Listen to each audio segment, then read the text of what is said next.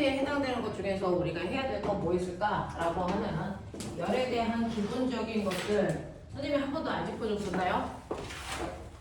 자, 열에 대한 거. 열이라고 하는 거 우리 일상적으로 열 그러면 뭘 얘기하냐면 어떤 물체에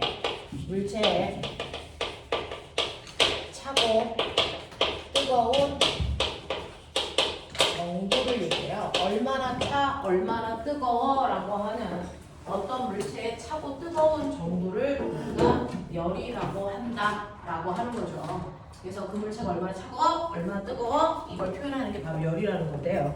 사람들마다 이렇게 칠판을 만지면 어떤 사람은 시원하다라고 얘기하고 어떤 사람은 아 차가워라고 표현하기도 하거든요.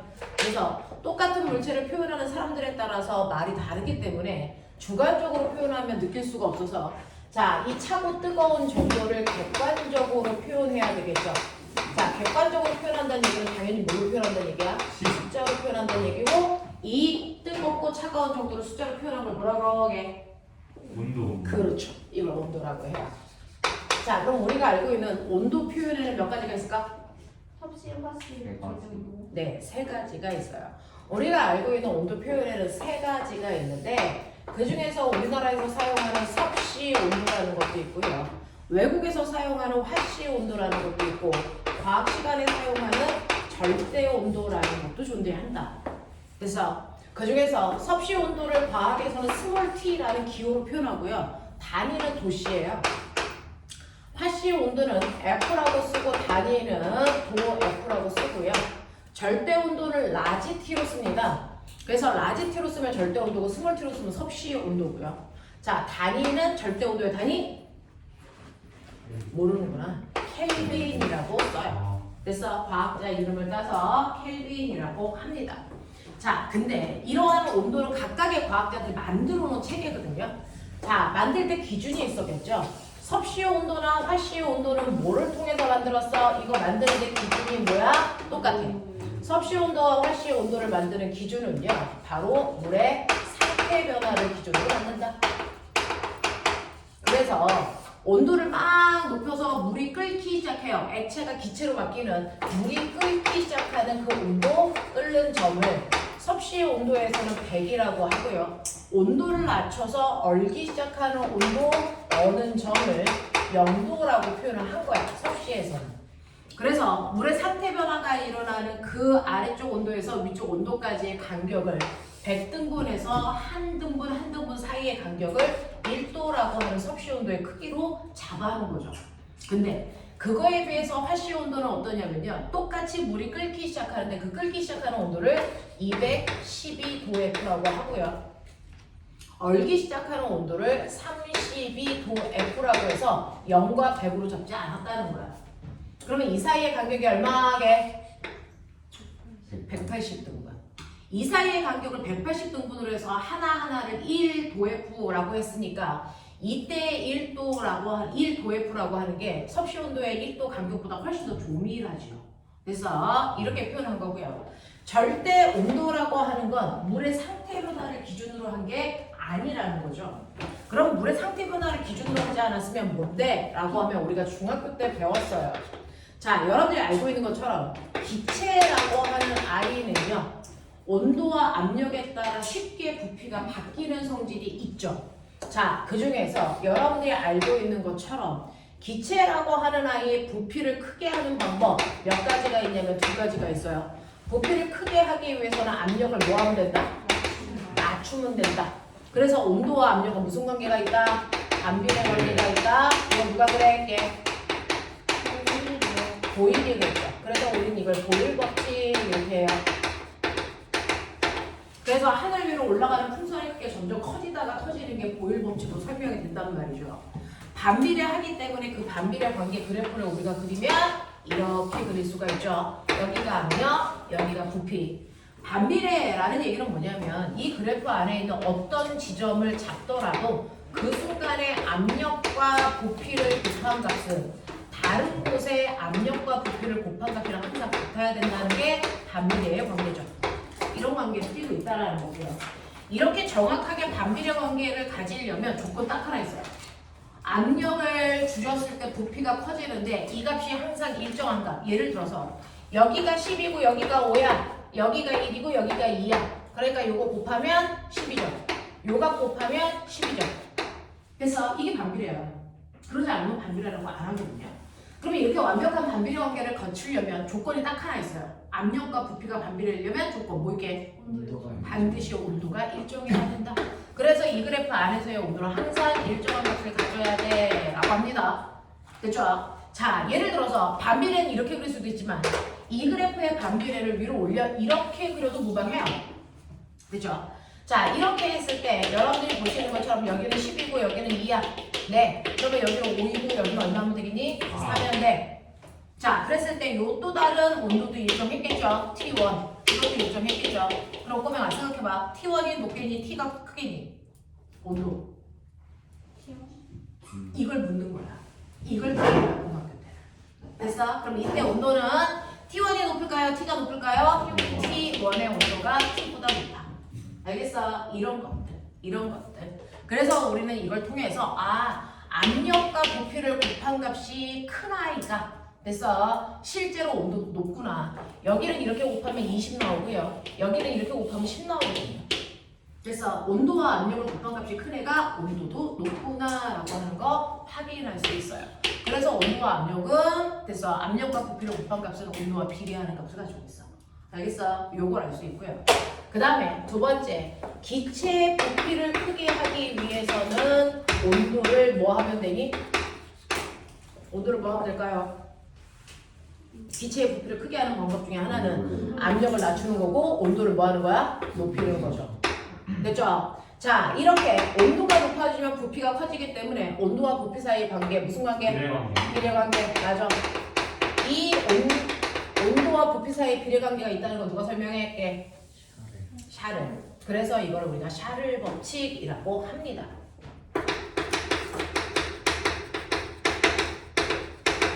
그래서 찌그러진 탁구공을 뜨거운 물에 집어넣으면요, 그 탁구공 안에 있는 기체의 부피가 커지면서 탁구공이 찌그러진 부분이 파집니다. 그래서 이게 샤를 법칙으로 설명할 수 있는 거고요. 이 샤를 법칙에서는요, 여러분들이 알고 있는 것처럼 섭씨 온도가 0도일 때 밖에 기체들은 부피가 있을까 없을까? 0도가 됐어. 밖에 기체 부피가 있을까 없을까? 있겠죠. 당연히 있죠. 그러니까 우리가 저거에도 숨쉬는 거죠. 됐죠? 그러니까 0도일 때 부피를 우리가 V0 거기서부터 온도를 높이면요, 온도가 일정하게 증가해요. 맞죠? 자, 그러면 거꾸로 보면요, 온도를 낮추면 어떻게 돼요? 부피가 줄어들겠죠? 됐죠? 네. 그러다 보면 어느 순간이 되면 부피가 얼마인 순간이 생기겠니? 0인 순간이 생기겠죠, 사실. 그래서 이론적으로 여러분들이 보시는 것처럼 온도를 낮추면 부피가 줄어들어 부피가 0이 되는 순간에 온도가 만들어집니다. 이때 온도가 몇 도게? 여기 얼마? 마이너스 273도씨예요. 맞아. 이게 마이너스 273도씨란 말이죠. 그래서 여러분들이 보시는 것처럼 기체의 부피를 0이 되는 이 순간의 온도를 기준 온도로 잡은 온도 체계가 필요하다는 거죠. 그래서 만든 온도 체계가 뭡니까? 절대 온도라는 거죠. 그래서 기체의 부피를 0이 되는 순간의 온도를 기준으로 한 부피 변화를 설명할 건데 이때 온도를 절대 온도로 0켈빈이라고 하겠다라고 한 거예요. 그래서 0켈빈이라고 하는 절대 온도는 바로 기체 운동 에너지를 기준으로 만드는 거예요. 기체의 운동 에너지. 그래서 기체의 운동 에너지를 기준으로 만들어서 기체의 됐죠? 운동이 멈추는 순간의 온도를 0켈빈이라고 한다. 절대 온도라고 한다. 그래서 섭씨 온도와 화씨 온도는 0이라는 온도보다 더 낮은 온도가 존재합니다. 그래서 영하 10도, 영하 20도 이렇게요. 자, 화씨도 영하 온도가 존재합니다. 하지만 절대 온도는 0켈빈이 가장 작아요. 0켈빈보다 작은 온도는 존재하지 않습니다. 알겠어? 이렇게 되는 거고요. 자, 이렇게 되면 선생님 실제로요, 섭씨 온도를 우리가 쓸 건데 섭씨 온도에서의 0도가 절대 온도에서의 몇 켈빈이랑 같아요? 273. 네, 라고 하면 실제로 여러분들 과학에서는요, 섭씨 온도 안 씁니다. 절대 온도밖에 쓰지 않는데 그러면 섭씨 온도를 절대 온도로 바꿔야 되겠죠. 어떻게 하면 섭씨 온도를 절대 온도로 바꿉니까? 라고 하면 절대 온도는 섭씨 온도에다가 273을 더하면 절대 온도가 되죠. 됐죠? 그러니까 우리가 물이 어는 점이 0도라고 한다면 절대 온도는 0도일 때가 273켈빈인 겁니다. 여기가 273켈빈이에요. 물에 끓는 점을 100도라고 했죠? 물에 끓는 점 100도는 얼마입니까? 373켈빈입니다. 됐죠? 이런 식으로 돼. 그러면 선생님, 우리가 알고 있는 것처럼 물에 어는 점과 끓는 점 사이의 그 차이점 얼마? 절대 온도에서도 똑같이 100등분입니다. 됐죠? 그러니까 섭씨 온도에서 1도 올라갔다는 얘기는 절대 온도에서도 1켈빈의 온도가 바뀌었다는 거야. 그래서 온도 변화량은 같아요. 되겠냐? 그래서 절대 온도와 섭씨 온도 사이의 관계도 좀 알아두셔야 되고요. 되겠죠? 자, 이런 식으로 해서 온도 체계 설명하면 그게 뭔지를 알아두셔야 되는데 이때 좋은 점이 뭐냐면요. 실제로요. 어떤 아이의 절대 온도 우리가 알고 있는 273켈빈에서의 그래서 부피가 얼마냐면 10이라고 하죠. 그러면 여러분들이 알고 있는 것처럼 얼마가 나오냐면 546켈빈도 있겠죠. 이때 부피가 얼마예요? 20. 이게 정확하게 얼마입니까? 20입니다. 됐죠? 그래서 절대 온도는 온도와 부피 사이에 정확하게 정비례 관계를 가지고 있는 온도예요. 됐어? 네, 섭씨 온도는 그러지 않지만 절대 온도는 온도와 부피 사이에 정비례 관계를 가지고 있기 때문에 우리는 주로 절대 온도로 모든 문제를 해결한다. 되겠냐? 이렇게 된다는 거 기억해 두시면 됩니다. 자, 그래서 이렇게 세 가지 온도 체계를 가지고 우리가 설명할 건데 과학에서 쓰는 건 절대 온도다. 절대 온도라는 건 입자의 운동 에너지에 비례하는 값을 갖는 온도다라고 합니다. 그래서 나중에 여러분들이 우리가 배운 것처럼 어떤 물체의 운동 에너지를 구할 때요. 어떤 덩어리 물체의 운동 에너지를 구하는 고체 상태의 주로 운동 에너지는 2분의 1 mv 제곱으로 그렇죠. 네.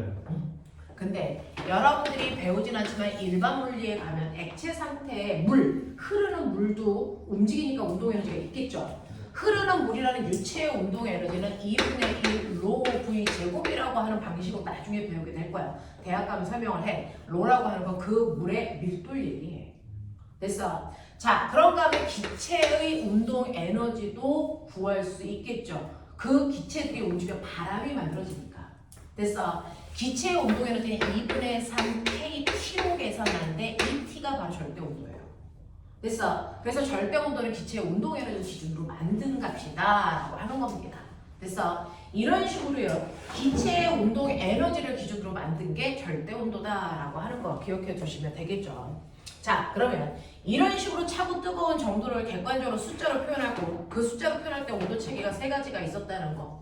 됐죠? 머릿속에 집어넣으시면 되고 이러한 온도를 이제 쟀어. 온도를 쟀다고요. 그래서 어떤 물체의 온도가 10도야, 30도야 뭐 이렇게 쟀겠죠. 자, 그러면 이런 식으로 물체들의 온도를 재고 보니까 붙어있는 두 물체의 온도가 달라. 됐죠? 여러분들이 알고 있는 것처럼 이렇게 수조에다가 어떤 물체를 집어넣는데요. 왼쪽에 있는 A라는 물체는 80도의 뜨거운 물이고요. B라고 하는 물체는요 20도의 차가운 물입니다. 이걸 접촉시킵니다. 자, 온도가 다른 두 물체를 접촉시키면 이때 어떤 일이 발생할까?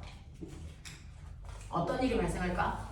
차고 뜨거운 정도가 다른 아이를 접촉시키면 반드시 열에 뭐가 일어나니? 이동.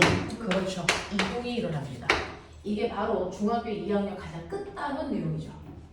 그렇죠? 열의 이동이 발생하는데 온도가 다른 물체가 접촉되어 있으면 반드시 열은 이동합니다. 열은 어디에서 어디로 가게? 뜨거운 거에서. 맞아요. 반드시 고온의 물체에서 저온의 물체 쪽으로 열이 이동합니다. 자, 그럼 뜨거운 물질에서 차가운 물질 쪽으로 열이 이렇게 이동해요? 그럼 선생님, 항상 열은 뜨거운 데서 차가운 데로 가요? 거꾸로 가는 열은 없어요? 절대 존재하지 않습니다. 열은 일방통행입니다. 그래서 항상 뜨거운 쪽에서 차가운 쪽으로만 열이 이동합니다. 그러면 뜨거운 쪽은 점점 열을 주니까 온도는 낮아지겠죠. 네. 차가운 쪽은 열을 받으니까 온도가 올라가겠죠. 그러다 보면 어떤 일이 발생하는 줄 아세요? 어떤 일이 발생하는 줄 아세요?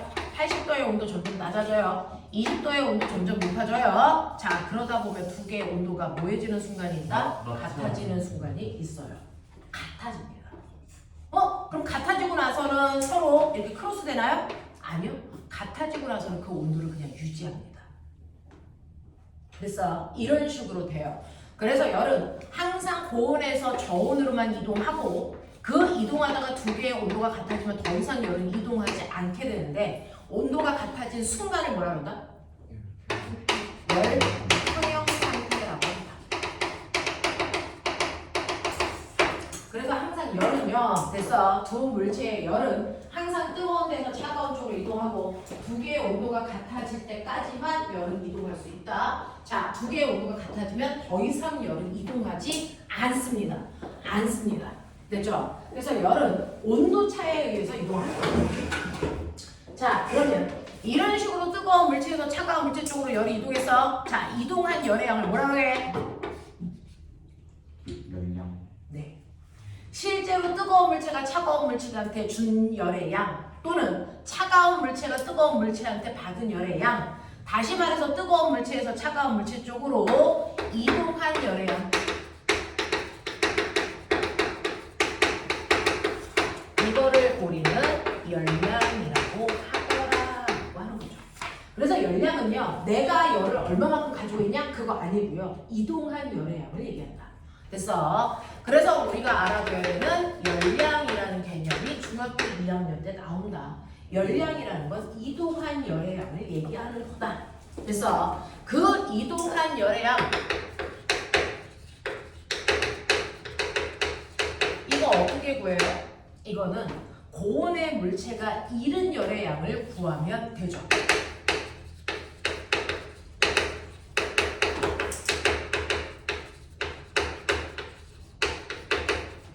그러면요, 저온의 물체가 얻은. 그렇죠. 얻은 열의 양을 구하면 되죠. 이게 열량이에요. 자, 그러면 고온의 물체가 잃은 열의 양이던 저온의 물체가 얻은 열의 양이던 그 열의 양, 다시 말해서 열량 어떻게 계산하는데요? 라고 하면 그래서 이 열량을 구하는 식은 시암탉이라고 대부분 외워요. 시암탉 이렇게 외웁니다. Q라고 하는 건 열량을 표현하는 기호고요. 단위는 뭐게? 열량 단위. 밥 먹을 때 맨날 계산하잖아. 킬로칼로리 또는 칼로리. 이게 열량 단위야. 됐어. C가 뭐게? 너네 중학교 거 다 선행하고 왔잖아. C가 뭐게? 기열. 됐어. M은 질량. 베타 T는 온도 변화량. 이렇게 계산하죠. 됐죠? 그러면 내가 계산한 게 킬로칼로리예요, 칼로리예요? 라고 하면 줄이잖아요. 여러분들이 계산한 값이 킬로칼로리가 되는 건 단위 질량 단위를 킬로그램으로 사용하면 킬로칼로리 나와요. 질량 단위를 그램으로 놓고 계산하면 칼로리가 나옵니다. 되겠습니까? 이렇게 계산하면 돼요. 자, 그러니 고온의 물체가 잃은 열량을 구하고 싶어. 그러면 고온의 물체의 열량을 계산하면 되는데 예를 들어 80도에 물이 얼마 있었다고 칠까요? 200g 있었다고 칠까요? 차가운 물체는요 400g 있었다고 칠까요? 됐어? 이런 식으로요. 자, 그랬을 때 열평형이 됐을 때 온도를 T라고 해볼게요. 자, 그러면 여러분들이 알아두셔야 되는 거, 저는 이 열량을 구할 때 고온의 물체가 잃은 열량을 구할 거예요. 그러면 고온의 물체의 비열은 얼마인데? 자, 비열은 물질마다 가지고 있는 고유한 값으로 조금 이따 다시 설명할 거지만 물의 비열은 얼마다? 1이다. 그거 하나 기억하자. 물의 비열은 1이에요. 뜨겁던 차갑던 상관없이 물의 비열은 1. 그리고 저기에 물에 나와 있는 질량이 얼마라고 나와 있냐면 200g이라고 나와 있으니까 여기다가 200g 집어넣으면 되겠죠. 그리고 온도 변화는요. 네, 80도에서 T도까지 온도가 내려왔어요. T도가 몇 도인지 모르겠어요. 그럼 온도 변화는 80에서 T 빼면 되겠죠. 이게 고온의 물체가 잃은 열량입니다. 그러면 저온의 물체가 얻은 열량으로 구해도 된다 했잖아요. 네, 저온의 물체가 얻은 열량도 이 값이랑 똑같은데 자, 저온의 물체도 물이니까 비열은 1입니다. 저온의 물체의 질량은 400g이라 했으니까 400 집어넣으시면 되고요. 온도 변화량은 무조건 높은 온도에서 낮은 온도를 빼야 되니까 얘는 T-20으로 가시면 돼요. 이 값이 맞다. 그랬을 때 우린 열평형이 되는 온도도 구할 수 있어요. 되겠어?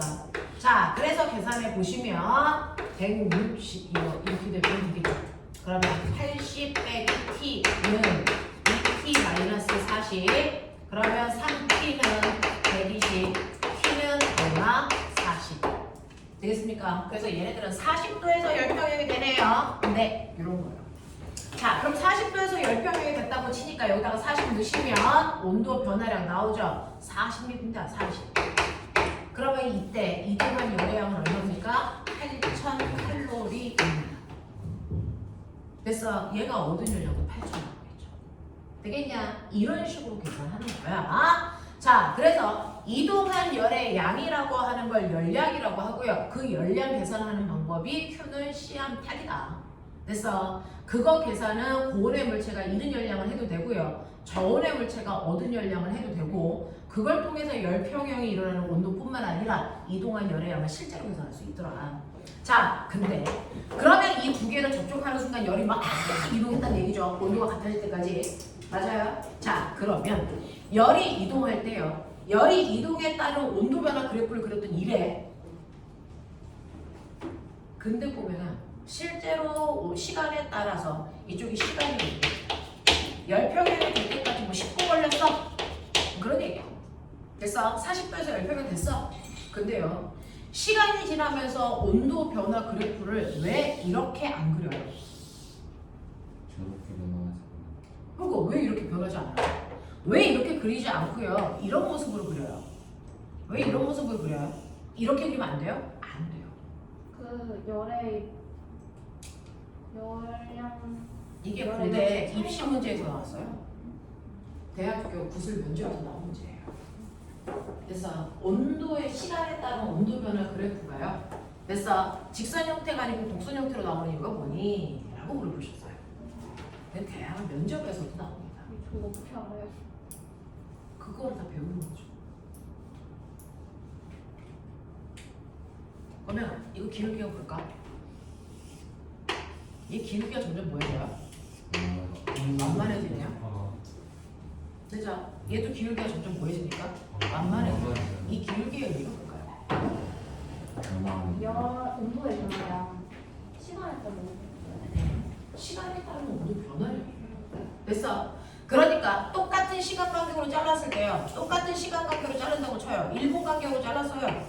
자, 1분 간격으로 잘랐을 때 여러분들이 보시면 맨 처음에는 1분 동안 온도가 80도에서 이만큼의 온도가 낮아진 거죠.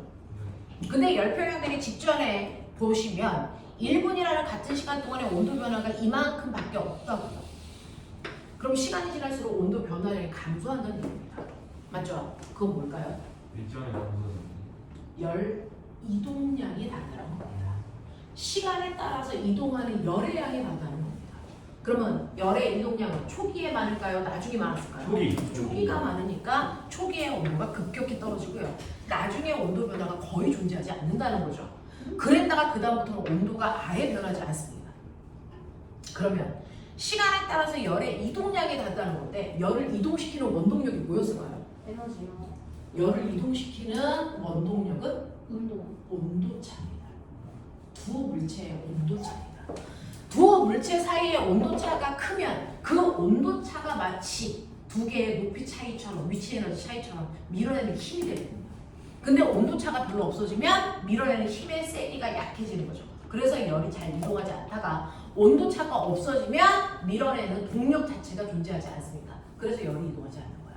알겠어? 그래서 열을 이동시키는 원동력은 두 물질의 온도차입니다. 그래서 시간이 지날수록 온도 변화가 줄어드는 건 온도차가 감소하기 때문입니다. 무슨 말인지 알겠어? 그래서 이렇게 그래프요. 우리가 이 그래프 못 그리는 아이는 없거든요. 근데 이게 대학교 입시에도 나올 정도로 뭔가 원인을 깊게 생각했니? 라고 하는 걸 묻는 겁니다. 됐죠? 그래서 시간에 따라 온도 변화가 저렇게 일어난다는 거, 그 온도를 변화시키는 원동력은 됐어? 두 물체 사이의 온도 차여야 된다. 그래서 이런 것들. 그래서 열의 이동하는 양도 구할 수 있어야 되고요. 그 열의 이동량이 시간에 따라서 다르다는 것도 느끼셔야 된다. 그러면 열이 이동한다 그랬죠. 뜨거운 물질에서 차가운 물질 쪽으로 이동한 열의 양, 이 화살표의 길이가 열의 이동량이야. 같은 시간 동안의 열의 이동량. 알겠습니까? 자, 그러면 열이 이동한다 그랬는데 너네 알아두셔야죠. 자, 이렇게 열이 이동할 때 열 이동 방법. 중학교 2학년 때 정확하게 배울 거야. 고온의 물질에서 저온의 물질 쪽으로 열이 이동하는데 열을 이동시키는 방법 몇 가지? 대류, 전도. 몇 가지? 세 가지. 됐습니까? 자, 열을 이동시키는 방법은 세 가지가 있는데 그 중에 첫 번째가 뭡니까? 전도.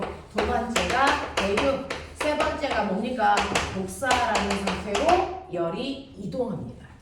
자, 그래서 열은요, 이 세 가지 형태 중에 하나의 형태로 열이 이동하는데요. 여러분들이 알고 있는 것처럼 여기에 옛날에 썼던 난로가 있다고 치죠. 거기에 이렇게 물이 들어있는 주전자가 있어서 물이 부글부글 끓어서 김이 막 모락모락 나오고 있어요. 그 앞에 여러분들이 추우니까 아침에 등교하면 그 앞에 서 있죠. 됐죠? 뭐 이렇게 되어 있다고 치자. 자, 그러면 앞에 서 있는 사람이 난로 앞에 딱 가니까 앞은 뜨거워졌어. 근데 엉덩이는 차가워. 그러니까 스스로 몸을 이렇게 막 뒤집죠. 해본 적 있죠? 자, 그럼 이 사람한테 이렇게 열이 가고 있네요. 이 세 가지 방법 중에 하나의 형태를 썼겠죠? 뭘 것 같습니까? 이거 뭡니까? 복사입니다. 그래서 따뜻한 물 마시려고요. 그 주전자에 손잡이를 만졌더니 손잡이가 뜨거워요. 손잡이가 뜨거운 이유. 전도. 이거 뭡니까? 전도예요. 그 안에 있는 물이 바글바글 끕니다. 이거 뭡니까? 대류입니다. 시간이 지나니까 교실 전체가 따뜻해집니다. 이거 뭡니까? 이거 대류죠. 됐죠? 뭔가가 다르다는 거죠. 전도, 대류, 복사 뭔가 다르다는 거죠. 자, 그 중에서 전도라는 건 그래서 어떤 열의 이동입니까? 직접적으로.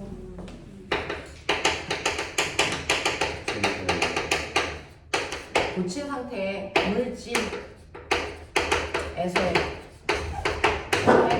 이동입니다. 고체 상태의 물질에서의 열의 이동을 우리는 전도라고 하는 거예요. 그래서 중학교에 가면 전도와 관련된 실험이 교과서 그림에 나와 있기도 합니다. 실제로 이렇게 양쪽불을 켰다고 치자. 그러면 여기에다가 이렇게 철 막대기를 놔요. 그러면 이 철 막대기 안에는 철이라고 하는 원자들이 빽빽히 연결되어 있겠죠. 자, 그래서 반대편에 내가 손으로 이렇게 잡고 있으면 반대편 손이 뜨거워질까 안 뜨거워질까? 뜨거워질까 안 뜨거워질까? 뜨거워집니다. 철이라는 고체 상태의 물질을 통해 열이 이동해 왔거든요. 그걸 우리가 전도라고 하잖아요. 그래서 그러면 여기에 내가 실제로 양초에다 갖다 댔을 때 열을 받은 입자는 얘인데 어떻게 여기까지 열이 와? 아, 뜨거운 거에서. 그 전도라는 게 뭐냐고. 철의 입자가 철의 입자가 떨리는 에너지가 옆으로 전달되어지고 이동. 반대로. 자, 열 받은 입자가 이동할까? 열받은 절대로 입자는 이동할 수 없죠. 그게 고체의 특징이죠. 자, 근데 열을 받으면 그 안에 있는 입자의 운동 속도가 뭐이니? 활발해진다니까. 됐어? 그러면 얘의 운동이 얘는 이동할 수는 없는데 얘의 운동이 활발해진다는 얘기는 얘의 진동하는 속도가 빨라진다는 얘기죠. 그러면 진동하는 속도가 빨라지면 얘가 빠른 속도로 막 움직이는데 그 옆에 다다다닥 붙어있는 옆에 있는 입자들을 운동하면서 뭐하니? 쳐요. 그래서 그 마찰에 의해서 열이 옆으로 건너갑니다. 충돌이 마찰열을 만들고요. 그 마찰열에 의해서 얘가 가지고 있는 에너지가 옆으로 이동.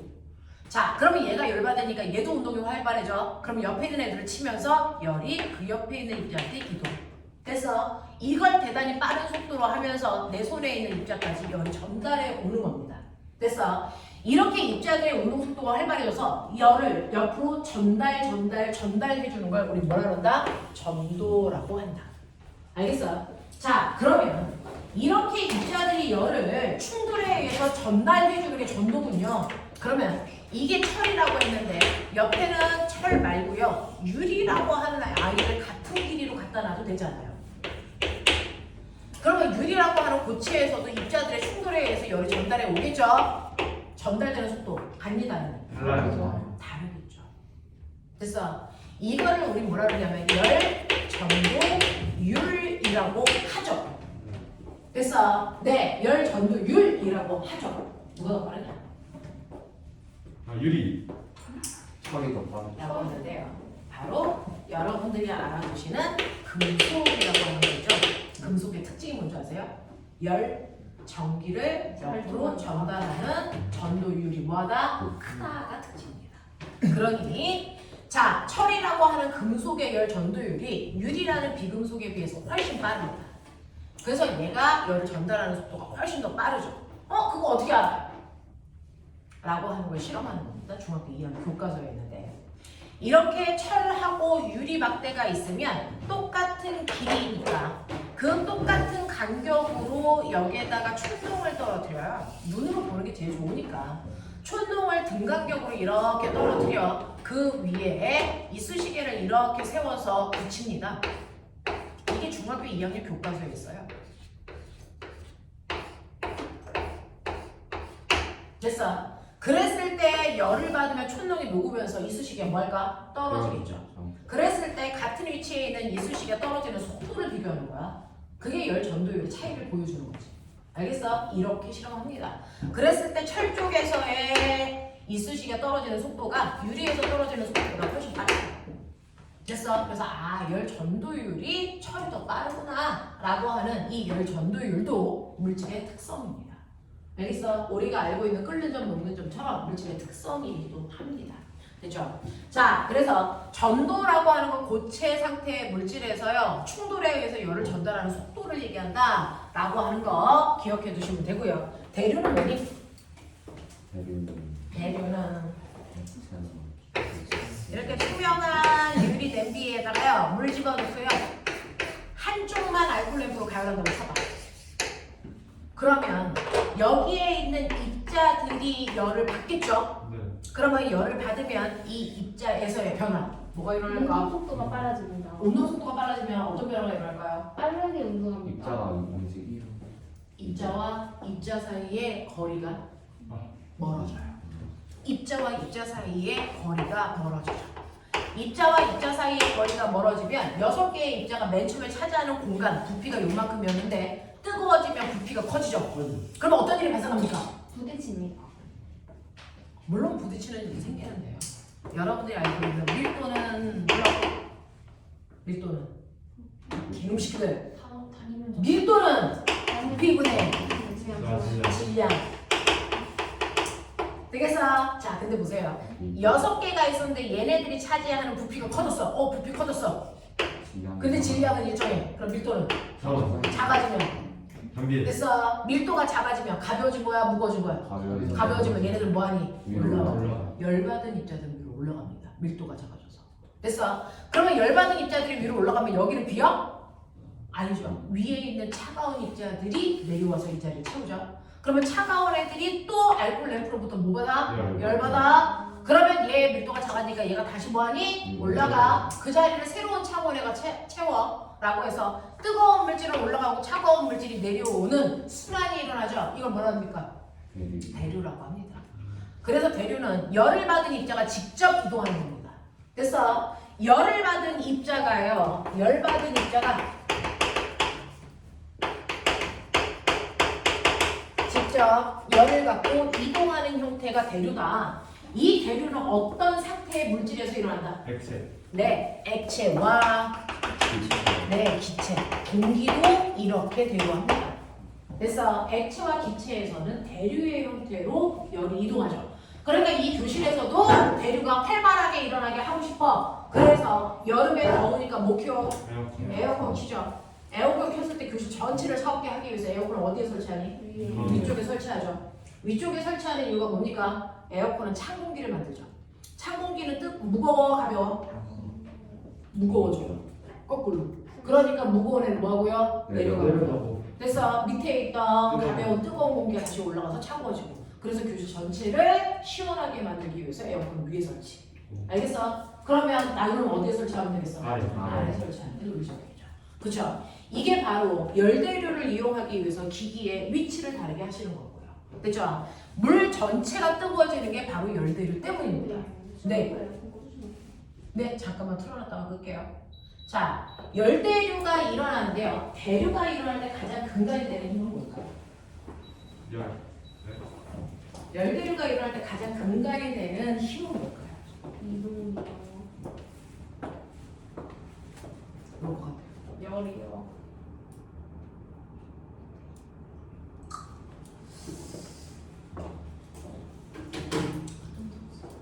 대류가 일어날 때 근간이 되는 힘이 뭐냐? 힘. 온도 차이. 뭐? 중력. 중력입니다. 무거운 애는 반드시 아래로 내려가고요. 가벼운 애는 반드시 위로 올라간다는 얘기는 뭐가 있기 때문이야? 중력. 중력이. 우주에서 대류가 안 일어나는 게. 네. 그래서 우주 공간에서 대류 자체가 일어나지 않습니다. 쌤 그러면은 난로를 위에다 설치하면 대류가 아예 안 일어나요? 아니 그러지 않아요.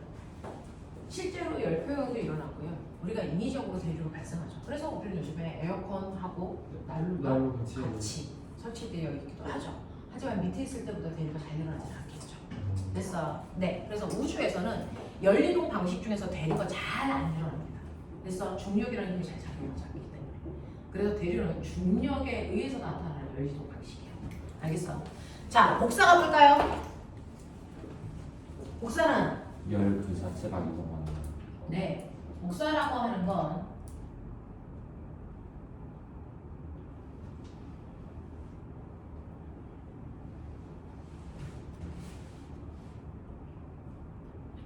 자, 복사라고 하는 건요. 열이요.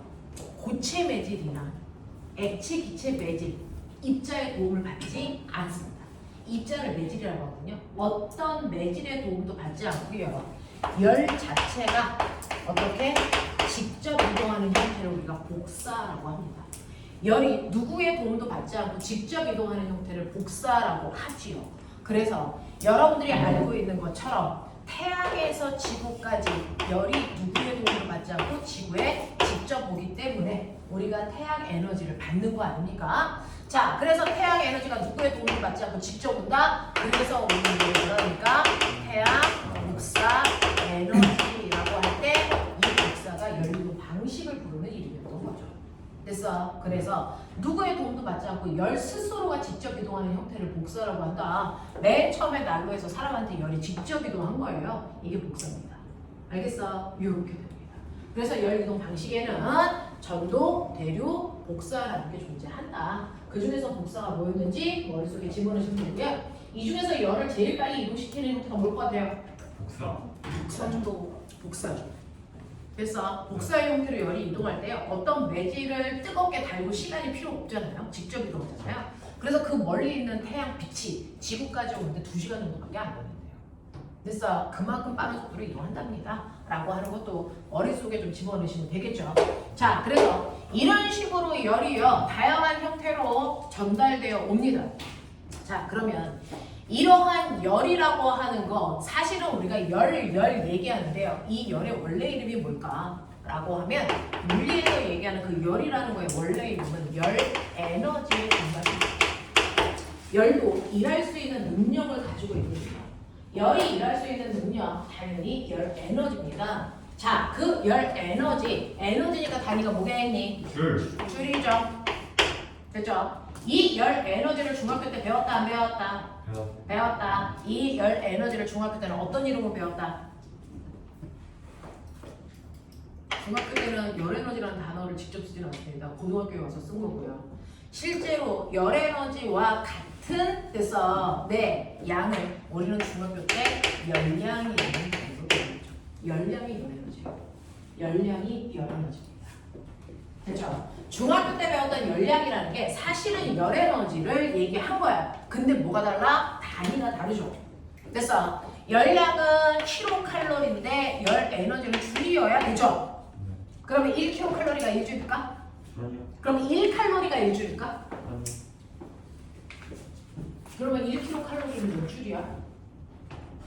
4184. 확인해야죠. 자, 1킬로칼로리가 도대체 몇 줄의 에너지와 같을까를 실험했죠. 누가 했을까요? 보이고요. 그 실험을 한 사람이 줄이다. 오. 그래서 그 사람의 업적을 따서 줄이라는 에너지 단위를 써주는 거군요. 됐어. 그래서 이 부분은 이제 물투에 있는 내용인데 그냥 가져다가 할게요. 설명하려면 필요하니까. 그래서 줄의 실험이요. 물투에 줄의 실험 장치가 뭐냐면 실제로 이렇게 물이 들어있는 통 속에 프로펠러가 이렇게 설치되어 있는 막대기를 꼽아. 그래놓고 여기에다가 이렇게 줄을 매달아. 줄을 이런 식으로 매단다고요. 줄을 매달아서 이 줄을요 퉁 하고 칩니다. 퉁 하고 치면 추가 부르륵 내려와요. 그럼 추가 가지고 있는 무슨 에너지가? 위치. 네, 추의 위치 에너지가 무슨 에너지 바뀔까요? 운동 에너지로 바뀌죠. 그래서 여기는 프로펠러가 돕니다. 프로펠러가 막 돌면 그 프로펠러가 돌면서 이 안에 있는 물과 뭐 할까? 마찰. 그 마찰에 의해서 뭐가 발생하니? 열 에너지가 발생해요. 그 열 에너지에 의해서 됐어. 이 물의 온도가 뭐합니까? 올라가는 거예요. 됐죠? 그러면 물의 온도가 10도에서 20도까지 올라갔다? 아, 물은 열량을 가지고 있구나. 열량을 받았구나. 누가? 추의 위치 에너지가 바뀌어서. 이 얘기거든요. 그러면 추의 위치 에너지가 만약에 100줄이 바뀌어서 됐어. 열량이 10칼로리가 됐다면 결과는 뭡니까? 1칼로리는 얼마 받다는 거야? 10줄 받았다는 거죠. 이 실험을 한 사람이야. 됐어. 추의 위치 에너지가 얼마만큼 바뀌어서 열을 얼마만큼 몇 칼로리만큼 만들어주는지 계산하는 사람. 이게 바로 주의 실험 장치.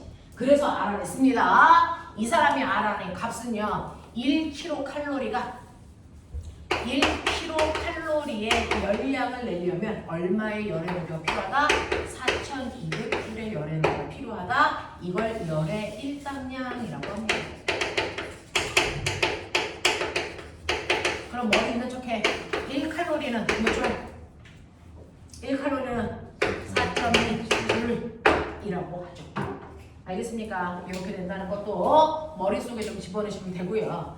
아까 열량 계산할 때요. 열량 Q는 CM 델타 T라고 했죠. 그 중에서 C가 뭐라 했어? 비열. 비열이 뭘까? 이거 면접에서 맨날 나와요. 과거 면접에서. 비열이 뭐니? 이건 뭐죠? 비열이 뭡니까? 라고 하는데 중학교 2학년은 내신 대비한다 생각하고 머릿속에 넣으셔야 되겠죠? 비열이 뭡니까? 물질. 물질이 1도의 온도를 물질. 일제히 물의 온도를 빼앗기거나 빼앗는데 걸리는 시간이 물질 1kg을 1도 녹이는데 필요한 열 에너지. 자, 어떤 물질이든 상관없어요. 모든 물질을 1kg을 잘라. 그랬을 때 그 물질을 1도 높이는데 필요한 열 에너지를 비열이라고 한대요. 예를 들어 여기를 치울게요. 예를 들어서요. 여러분들이 알고 있는 것처럼 여기에 수조에 반반 잘라. 그래서 A쪽에는 물 1kg을 갖다가 넣어. B쪽에는 모래 1kg을 갖다가 넣어.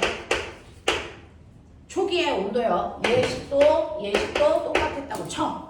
자, 그래 놓고 여기다가 열을 비추는 거죠. 그게 바로 태양 복사 에너지. 됐어. 태양을 비춘다고 치자. 자, 그러면 햇빛은요. 물 쪽으로 많이 갈까? 모래 쪽으로 많이 갈까? 햇빛은 모래 쪽으로 많이 갈까? 물 쪽으로 많이 갈까? 똑같이 가겠죠. 햇빛이 어느 쪽이 물이고 어느 쪽이 왜 모래인지 구별하지 않거든요. 그래서 태양으로부터 가는 열이 똑같이 갑니다. 그래서 시간에 따라 온도 변화를 막 측정을 하는 거겠죠. 자, 그 중에서 온도가 더 빠른 속도로 올라가는 게 누굴까요? 모래입니다. 그래서 모래의 온도가 정확하게 1도 올라가 11도가 될 때까지 됐어. 얘한테 가해준 열량을 보니까 10이야. 근데 이때 물은 온도 변화가 거의 없어. 그래서 물의 온도가 11도가 될 때까지 기다려봤어. 그랬더니 얘는 무려 열을 100받아야 1도 올라가게 하고. 됐어. 그렇다면 여러분들이 알고 있는 것처럼 모래의 비열은 얼마입니까? 라고 하면 모래의 비열은 얼마? 10이라면 물의 비열은 얼마입니까? 100이라는 거예요. 됐어. 그래서 비열이 크면 클수록 온도가 잘 바뀐다 안 바뀐다? 온도가 비열이 크면 온도는 잘 안 바뀐다는 얘기입니다. 그러면 우주 전체에 있는 다양한 물질들 중에서 비열이 큰 편에 속하는 게 누굴까요? 물입니다. 그래서 물은 비열이 크기 때문에 온도가 잘 안 바뀌는데요. 너네들 몸속에 물은 몇 퍼센트 들어있니? 70. 무려 70% 들어있고요. 식물 몸속에는 물이 무려 90% 들어있습니다. 자, 그러면 이렇게 들어있는 물의 양이 있는데요. 자, 우리 몸에 무려 물이 70%나 들어있는 이유가 있을까요? 온도를 잘 체온을 유지하고. 유지하고 체온 유지. 맞아요. 체온 유지 때문입니다. 그래서 여러분들이 뜨거운 한여름에도 체온이 급격히 올라가지 않고요. 추운 한겨울에도 체온이 급격히 떨어지지 않는 이유가 몸에 물이 무려 70%나 들어있기 때문입니다. 알겠어? 이런 식으로요. 비열이 클수록 온도가 잘 변하지 않는다는 겁니다. 알겠냐? 네. 자, 그러면 이런 식으로 비열 차이에 의해서 나타나는 현상이 뭐가 있을까요? 여러분들이 알고 있는 해안가요. 아, 활동과 유품 그런 거요. 해안가에 이렇게 햇빛이 떠 있을 때, 햇빛이 비칠 때, 아까 너네가 얘기한 것처럼 온도가 쭉쭉 올라가는데 모래 쪽의 온도는 빠른 속도로 올라가고요. 물 쪽의 온도는 천천히 올라간다 그랬잖아요. 그래서 한여름이 되면 처음에는 똑같이 20도의 온도였었는데 해가 뜨면서 얘 온도가 쭉쭉쭉 올라가서 모래사장의 온도가 50도쯤 올라갔다고 치자. 그래서 너네 한여름에 백사장 가면요 맨발로 모래를 밟고 다닐 수가 없어요. 너무 뜨거워서. 경험해 봤나? 자, 근데 물의 온도는 이 순간의 온도가 한 25도 정도밖에 안 돼요. 그러니까 더울 때 우리가 물가로 가는 거죠. 상대적으로 물이 시원하니까. 알겠어? 이렇게 됩니다. 그러면 이렇게 모래의 온도가 50도가 되고요. 물의 온도가 25도가 되면 이때 어떤 일이 발생하냐면 모래 위에 떠 있는 공기는 모래하고 열평형이 돼야 된다고요. 그러니까 공기의 온도가 50도. 물 위에 떠 있는 공기는요. 물과 열평형이 된다고요. 25도. 그러면 같은 공기인데 온도가 다르죠. 그럼 어떻게 될까요? 차가운 공기는 내려가고 뜨거운 공기는 상승하게 되면서 아래쪽에 공기의 양이 달라지죠. 그렇죠? 여기 공기가 많고 여기 공기가 적어. 그거요 그대로 놔두지 않습니다. 항상 많은 쪽에서 적은 쪽으로 공기가 이동하겠죠. 공기가 이동하겠죠. 그러면서 공기의 수평적 이동이 생기는데 이걸 우리 뭐라 그러다? 바람이라고 합니다. 그래서 바람이 불어요. 되겠어? 자, 그 중에서 인간이 느낄 수 있는 공기의 흐름은 위쪽이 아니고 아래쪽이기 때문에 아래쪽의 공기의 흐름을 바람이라고 부릅니다. 됐죠? 자, 그러면 낮 동안에는 반드시 바다 쪽에서 육지 쪽으로 바람이 부네요. 거짓말? 궁금한 게 있는데 바람이 동쪽에서 서쪽으로 불면 이걸 동풍이라고 하니 서풍이라고 하니? 서풍이요. 동네에서 쓰죠 그러면. 소품. 서풍이요. 자, 에어컨에서 바람 나오죠? 네. 추워요. 자, 저걸 무슨 바람이라고 합니까? 에어컨 바람이라고 하죠. 아 동풍이네. 네? 아니에요?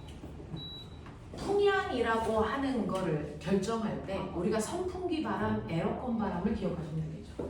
선풍기 바람은 선풍기에서 바람이 나온다는 거죠. 에어컨 바람은 에어컨에서 바람이 나오니까 에어컨 바람이라고 하는 거 아니야? 에어컨 바람은 에어컨으로 바람이 가는 거야? 아닌 거잖아. 되겠어? 그러니까 바람이 동쪽에서 서쪽으로 불 때요. 이걸 무슨 풍이라고 해야 된다? 동풍이라고 해야 된다. 그럼 얘는 무슨 풍이라고 해야 되니? 네, 바다에서 육지로 보니까 바람이 해져서 풍이라고 한다. 그래서 네, 풍향을 읽을 줄 모르는 줄 몰랐어요. 밤이 되면 바람이 거꾸로 붑니다. 왜요? 낮 동안에 열받아서 온도가 빠른 속도로 올라가려는 해가 지면 온도가 빠른 속도로 떨어지거든요. 그래서 네, 그래서 밤이 되면 바람이 거꾸로 붑니다. 그럼 밤이 돼서 부는 바람을 뭐라고 할까? 육풍이라고 합니다. 그래서 하루 동안에 부는 해풍과 육풍을 합해서 우리 뭐라 합니까? 바람. 이걸 해, 류, 풍이라고 부릅니다. 이게 비열차에 있어서 생기는 대표적인 바람이고요. 이게 중학교 2학기 시험범입니다. 정신 차리십시오. 자, 우리나라 자체가 해안가인 거 아세요? 우와 진짜. 우리나라 자체가요. 삼면이 바다인 우리나라 자체가 넓게 보면 해안가에 있는 거죠. 그래서 여기가 아시아 대륙이고 여기가 북태평양이죠. 그렇죠? 자, 그러면 낮과 같은 계절 뭡니까? 한여름. 그래서 한여름은 바닷가가 시원하고 육지가 뜨겁죠. 그래서 한여름에는 바람이 이렇게 불겠죠. 항상 바람을 맞으면 시원하니 덥니?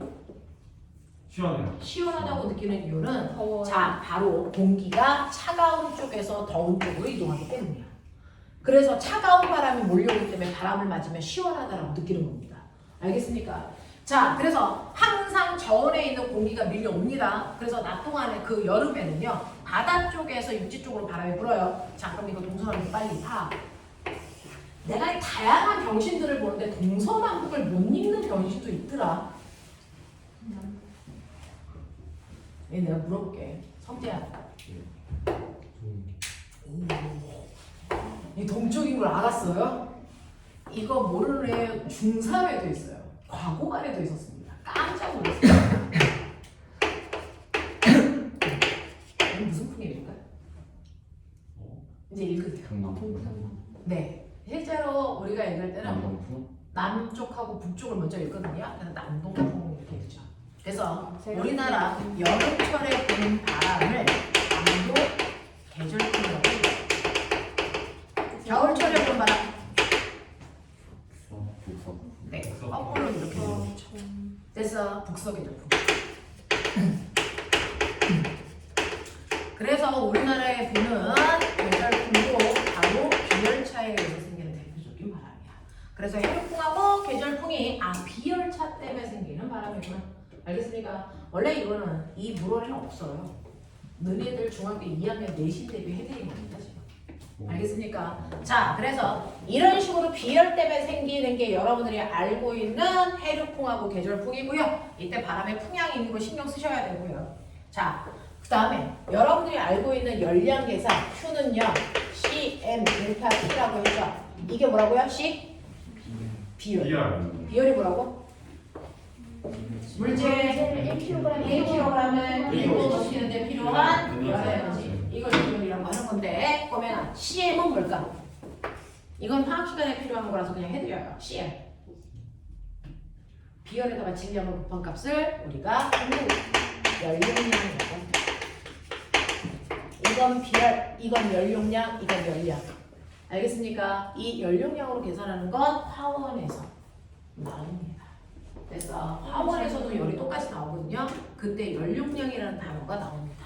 비열의 네. 단위가 뭔가요? 비열의 단위가 뭔지는 여러분들이 아셔야죠. 비열 C는요, M, 델타, T 분의 Q죠. 이게 단위죠. 불러요.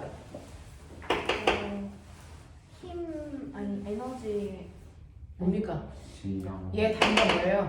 킬로, 칼로리, 퍼, 킬로그램, 도시. 알겠습니까? 이거 작년에 과거 입시에서 면접에서 물어봤습니다. 비열 단위. 알겠냐? 네, 단위는 저렇게 조합해서 만드시면 돼요. 알겠어? 네. 자, 그래서 물의 비열을 우리가 1이라고 하죠. 1kcal per kg 도시예요. 근데 우리가 열량이라고 하는 거를 물리에서 쓸 때 열량이라고 안 하고 뭐라 그러냐고요? 열 에너지. 에너지로 바꾸려면 이게 네, 줄로 바뀌어야죠. 그래서 네, 그래서 4,200 줄/kg 도시입니다. 물의 비율이. 알겠습니까? 네, 그래서 선생님 물의 비율이 1인 줄 알았는데 1이 아니고 이상한 숫자 붙어요. 그건 단위를 킬로칼로리가 아니고 줄로 쓰기 때문에 그래요. 그래서 물리에서는 비열의 단위를 줄로 씁니다. 됐죠? 이렇게 된다라고 하는 것도 머릿속에 집어넣으시면 되겠죠. 자, 그래서 이런 식으로 기본적으로 중학교에 해당되는 열은 이렇습니다. 자, 근데 이러한 열이 일할 수 있는 능력, 열 에너지를 갖는다고요? 그러면 그 열이요, 어떤 일을 할 때요, 거기서 만들어지는 규칙성을 설명한 걸 우리는 열역학이라고 합니다. 이제부터 물리 원 수준으로 들어갑니다. 자, 열이라는 게 어떤 물체에 그래서 일을 해줄 수 있는 능력을 만드는데요. 그 열이 일을 할 때 생기는 규칙성을 설명한 게 열역학 법칙이라고 하죠. 자, 열역학 법칙에는 몇 가지가 있냐면 세 가지가 있습니다. 그 열역학 법칙 세 가지 중에 첫 번째가 제0법칙이라는 게 있고요. 제1법칙이 있고요. 제2법칙이라는 게 있습니다. 열역학 법칙은 이렇게 세 가지가 존재해요. 열역학 제0법칙, 제1법칙, 제2법칙, 요즘은 뭐 제3법칙이라는 것까지 쓰기도 하겠지만 우리는 이 세 가지가 가장 노멀하게 그래서 물리에서 보는 법칙이거든요. 그 중에서 열역학 제0법칙? 왜 1이 아니고 0부터 시작해? 라고 하면 제1법칙, 제2법칙을 알고 나서 그 다음에 새로운 법칙을 알아야 되는데 그 내용이 되게 허접해. 그래서 제3법칙이라고 하기는 그래서 제0법칙 이렇게 붙여줬는데요. 연력학 제0법칙을 됐어. 선생님이 그냥 쉽게 선생님만 부르는 이름이야. 원래 이런 이름은 없어. 연력학 제0법칙을 선생님은 열평형법칙이야 이렇게 얘기해. 열평형을 설명하는 법칙이야 라고 얘기하지 열평형 법칙이라는 단어가 있지는 않습니다. 자, 이건 뭐냐면 A와 B의 온도가 측정하니까 같아. 그리고요 B와 C의 온도가 측정하니까 같아. 그러면 이걸 통해서 내가 내릴 수 있는 결론 뭐게? A와 C의 온도는 측정할 필요 없이 같죠. 이게 연력학 제0법칙의 내용입니다. 됐어? 이것을 열평형 법칙이라고 합니다. 그죠? A와 B의 온도가 같고 B와 C의 온도가 같다면 측정할 필요 없이 A와 C의 온도는 반드시 같아야만 된다. 이걸 국어에서는 3단 논법이라고 얘기하는 거고요. 됐죠? 이걸 물리에서는 연력학 제0법칙이라고 얘기하네요. 알겠지? 오케이. 자, 연력학 제1법칙 얘가 더럽게 어려워. 이게 본론이야. 이게 본론이야. 우리가 하고자 하는 거 저겁니다. 됐어? 필요한 거 메모 안 하셔도 돼요? 안 하고 계시는데 괜찮아요? 자, 연력학 제1법칙은 열 에너지 보존법칙이에요.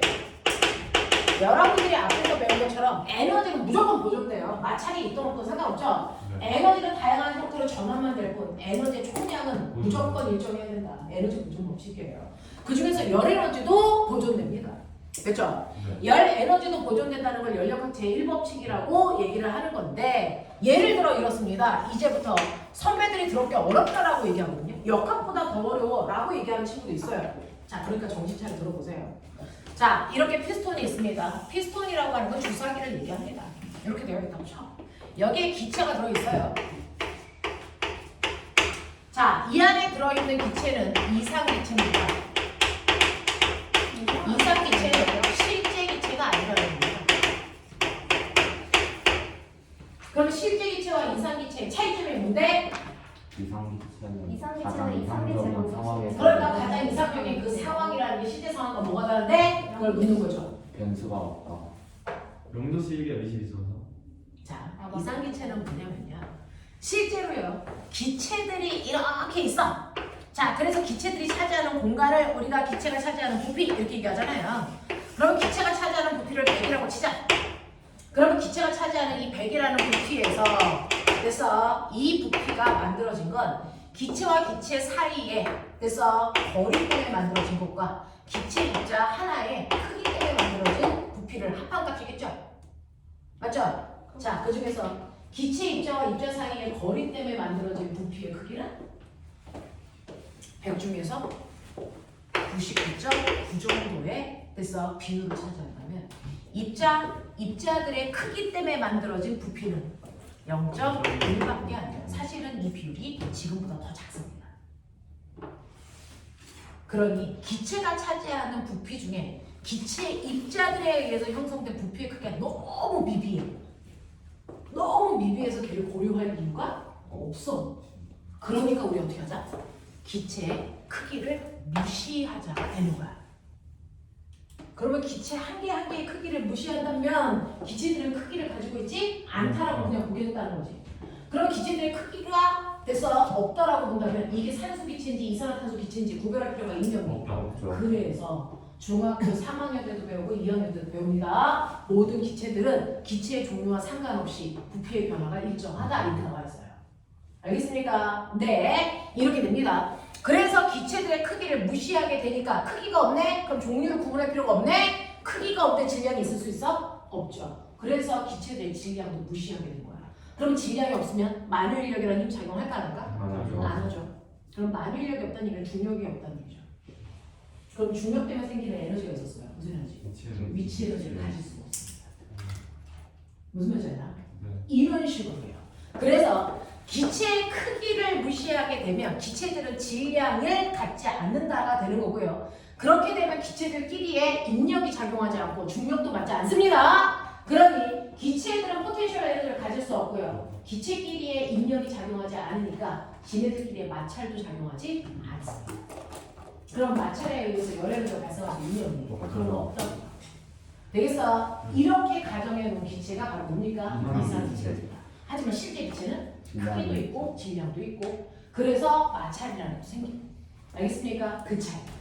자, 그래서 우리는 이상기체를 전제 조건으로 해서 모든 문제를 다 풉니다. 그러면 선생님, 이상기체 어떤 게 이상기체고 어떤 게 이상기체가 아닌지 어떻게 알아요? 여러분들 고등학교 3학년 때 배우는 3학년 때까지 배우는 모든 기체는 다 이상기체야.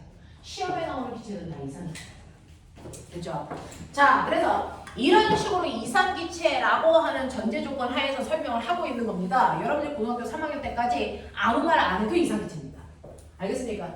자, 그러면 이러한 이상기체들이 들어있다, N개 들어있다고 치자. 정신 안 차려. 졸려면 뒤에서 서서 수업 들어. 잘 펴고 와죠. 자, 이상기체가 N개 들어있다고 치자. 자, 그래놓고 이 안에 그래서 온도가 0도씨 1기압이라고 칠게요 라고 하는 그래서 0도씨 1기압이라고 하는 걸 됐죠? 우리가 표준 상태라고 합니다. 표준적인 온도와 압력 STP 조건이라고 우리는 있죠.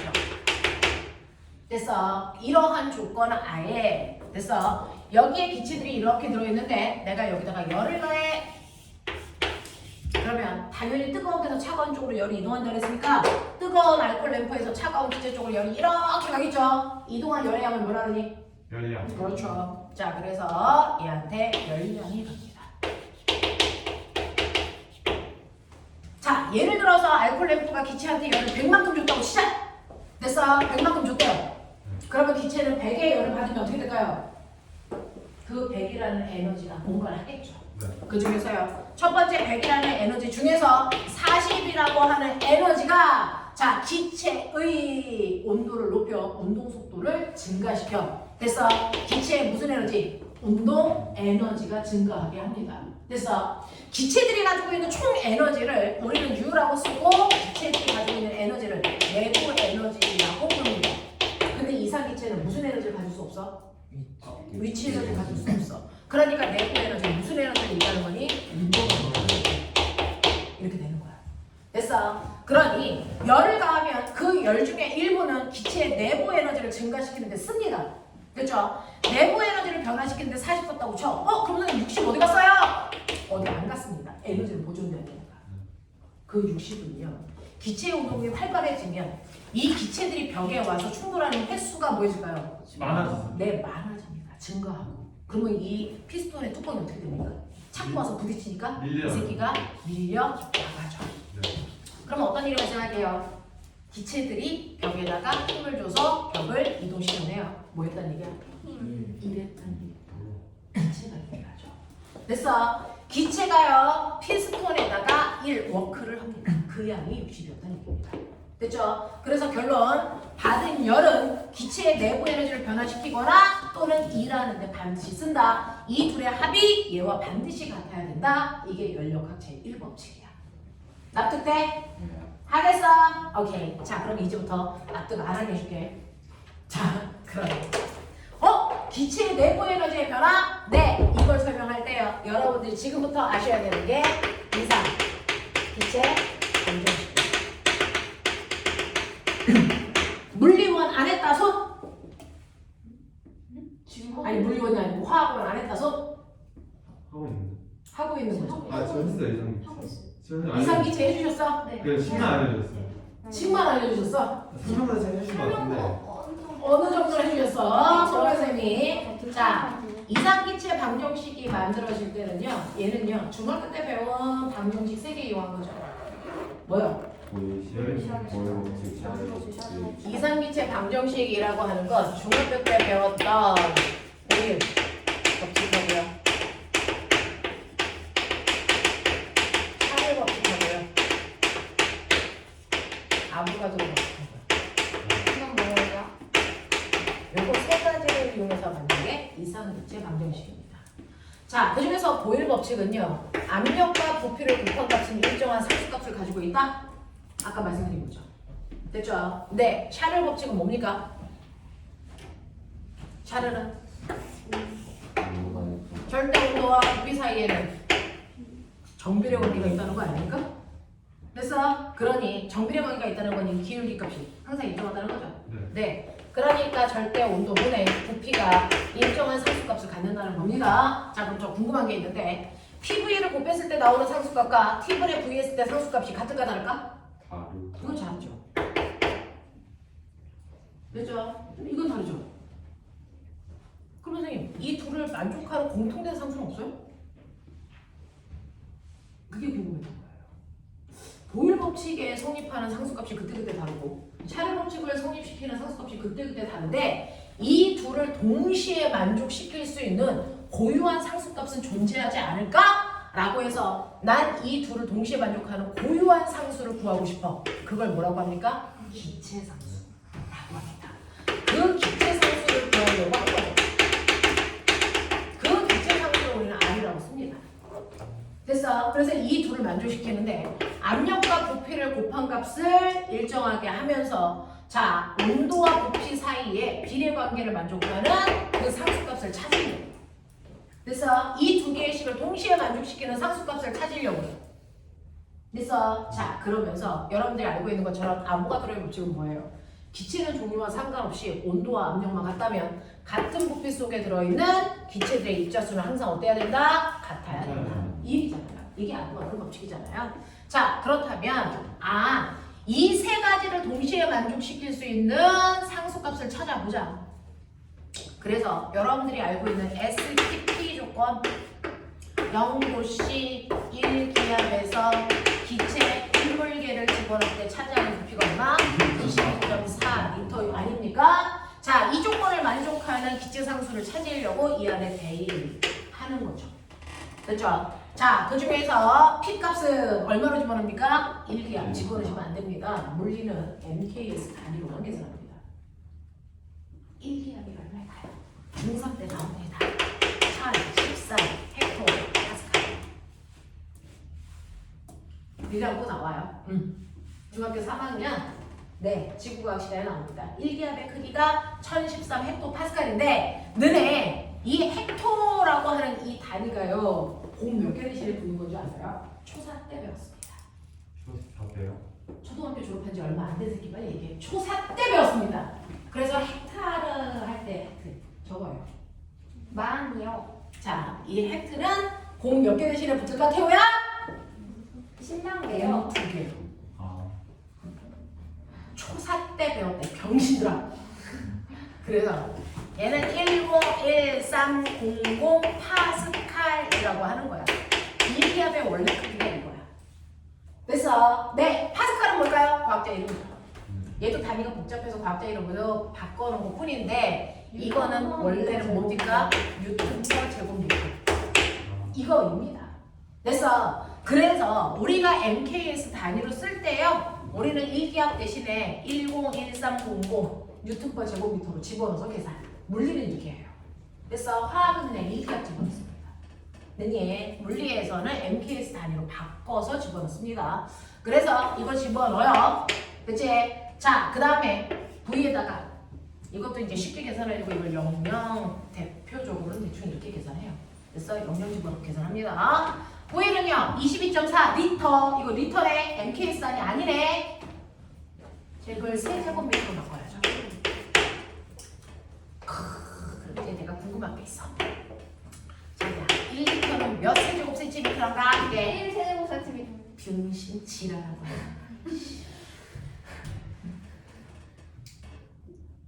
0.01. 1ml가 1세제곱센티미터로 가는 거 아세요? 네. 그러니까 빨리 바꿔보세요. 예? 1000m. 0.01이요. 얼마입니까? 5.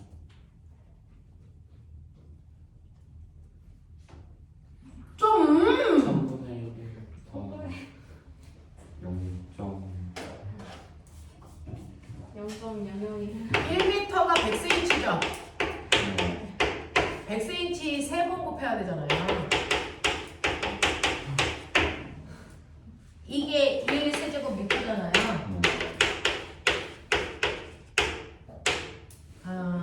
이건 얼마야? 돼요? 네, 그래! 한번 봐! 아마 왜 힘이 없어?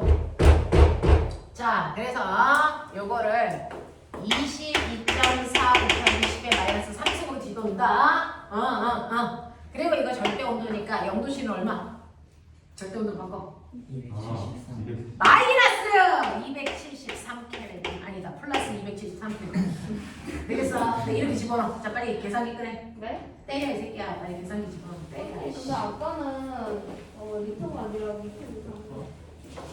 저거 그러면은 1기압을 네, 1,000,000으로 계산. 그래서 네, 그냥 이거 다 0으로 바꿔서 계산.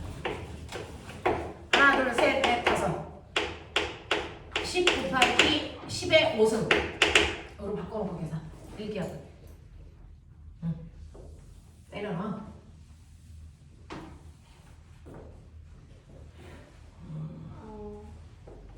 그럼 알거 얼마나 오자.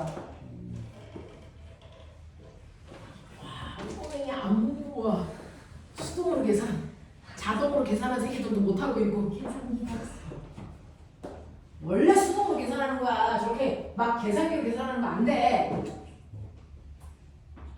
아, 얼마 나와? 성원이 잠깐만. 날리면. 야, 계산기를 써도 이렇게 오래 걸리는 계산이야? 8점 얼마 나오는데 얼마? 8.3. 이렇게 나오죠? 됐어. 네, 그래서 우리는 대략 기체상수 8.4 됐어. 또는 8.2 그렇죠. 그죠? 네, 이 정도 놓고 계산합니다. 됐냐? 네, 이런 식으로 해서 기체상수가 만들어졌다. 근데 이 기체상수에서 꼬매가 부피가 22.42%를 넣어야 되는 이유가 뭐야? 여기 기체가 1몰개이기 때문이야. 그러면 2몰개면 기체는 22.4 아니지? 40? 40. 네, 4.4 3몰이면 3배. 부피가 3배가 되니까 기체상수 3배가 나와요. 맞아? 네. 4몰이면 4배. 부피가 4배가 되니까 기체상수도 지금의 4배가 됩니다. 그러면 n몰이면 기체상수 n몰. 그래서 이런 거예요. 알겠어? 네. 그래서 이게 바로 이상기체 방정식인데 이걸 이렇게 분수로 쓰기가 귀찮아. 그래서 분수 없이 넘겨. 그래서 뭐가 나오니? PV는 nRT라고 하는 이상기체 방정식이 나오는 겁니다. 그래서 이상기체 방정식은요, 중학교 1, 2, 3학년 때 배웠던 저 세 가지 그래서 법칙을 이용해서 만든 그냥 공식인 것 뿐이죠. 고등학교 올라와서 어려운 새로운 걸 배운 게 아니란 말이죠. 중3 때 배웠던 내용을 정리해서 만든 거다. PV는 nRT다. 됐어. P는 압력, V는 부피, N은 몰수. 됐어. R은 기체상수, T는 절대온도. T 절대온도입니다. 되겠어? 자, 근데 꼬맹아 생각해봐. 이렇게 피스톤에다가요, 내가 열을 가해요. 자, 피스톤에다가 열을 가하면 그 가한 열이요, 기체의 내부 에너지를 증가시키고 기체가 일하는 데 씁니다. 됐죠? 하지만 이 피스톤 안에 있는 입자의 개수 변해 안 변해? 안 변해요. 안 변해요. 그래서 이 입자수 항상 일정하고요. 기체상수 항상 변할 수 없어. 일정합니다. 자, 그러니 얘네들이 일정한 상수값으로 바뀌겠죠. 네. 자, 그렇다면 상수를 지우시면 PV는 항상 절대온도 T와 뭐한다? 비례한다. 비례한다. 우린 이것만 쓸 거예요. 됐죠? 이것만 쓸 겁니다. 됐죠? 그래서 항상 PV는 절대온도와 비례하는 값이야. 이것만 머릿속에 집어넣으시면 된다. 이것 때문에 기체 방정식을 설명해 드린 겁니다. 됐어? 자, 그러면서 여러분들이 머릿속에 집어넣어야 되는 게 있다. 자, 이상기체 상대 방정식에서 Q는 됐어? 델타 U 플러스 W가 결론이야. 이게 연료가 제일 법칙이야. 됐니? 외부에서 받은 열량은요, 내부 에너지를 변화시키거나 일하는 데 사용한다. 그래서 이 두 값을 더한 값이 반칙이랑 같아야 된다. 자, 근데 이거 열량, 열에너지. 이거 내부 에너지라고 하면 운동 에너지 변화야. 예? 자, 그러면 저기에는 두 종류의 물질량이 있죠. 일과 에너지. 맞습니까? 스칼라니 메터니.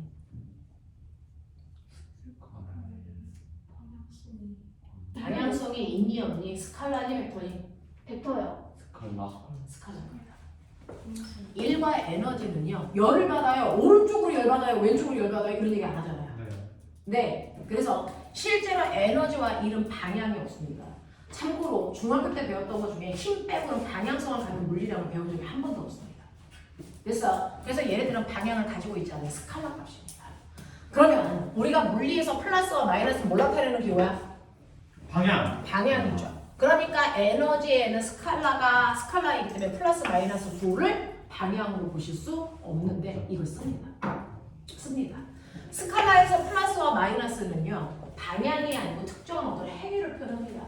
자, 그럼 내가 열량을 계산했는데 열량이 플러스 10이 나왔어. 왜 플러스야? 이거 열 흡수했다. 됐어. 열량을 계산했는데 마이너스 10이 나왔어요. 그럼 이 마이너스는 뭐야? 열을 밖으로 방출했다는 뜻입니다. 됐어. 열량을 계산했는데 0 나왔어요.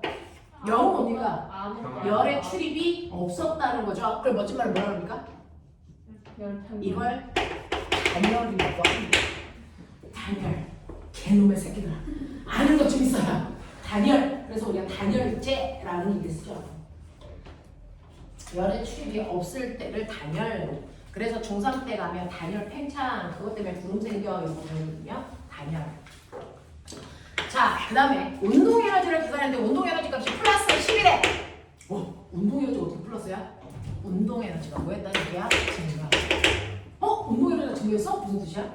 이 새끼 뜨거워졌어 이 뜻이죠. 됐어. 그래서 내부 에너지가 플러스 값이 나오면 운동 에너지 증가했다는 얘기고 다시 말해서 얘는 온도가 상승했다는 얘기야. 맞아? 근데 보면은 아까 PV는 T와 뭐 한다고? 비례한다. 온도가 상승해서 피부의 곱한값이 반드시 커졌어. 이 뜻이야. 납득하니? 이 얘기죠. 그래서 운동 에너지가 플러스가 나온다는 건 T값이 증가했다. PV 곱한값이 증가했다는 뜻이야. 운동 에너지, 내부 에너지가 마이너스면 거꾸로겠죠. 온도 하강, PV 곱한값이 감소. 그래서 네, 운동 에너지가 0이라는 건 그 기체에 온도 변화가 없다는 얘기죠. 온도 일정.